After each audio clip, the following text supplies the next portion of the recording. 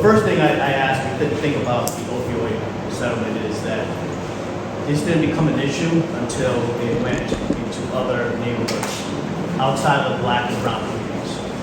You know, where was the crack settlement money?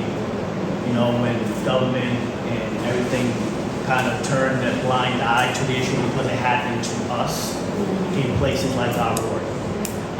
But now that we have this money, let's use this in the right place. So yes, definitely for the people who are suffering with this addiction, but also the communities that are impacted by this. So in healthcare, we talk about that. There's a patient, but we're not treating just the patient. You got the patient, their family, and their community. And who is impacted more than a marginalized community, such as ours? So that money should be used for other, for different areas. We mentioned education, health equity, and making sure that people are starting to thrive in areas that were once overlooked. And we need to do that right now before this wave of gentrification, or rather, let me rephrase that, displacement. Because it's not gentrification is the issue, it's the outcome that comes from it. So displacement, where people are being pushed that don't, because when you're being pushed, that means you didn't leave on your own. I have no problem if you live here and you want to go live somewhere else, by all means, that's your prerogative. It's when you're being pushed out, you know, and we talk about when it's intentional.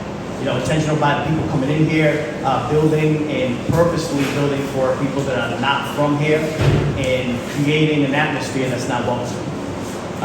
And you know, in having access to the monies that are being used by other folks and not being used at a equal share to our zip codes. And you know, and I think when we think about your zip code, where you live should not dictate what kind of service you get.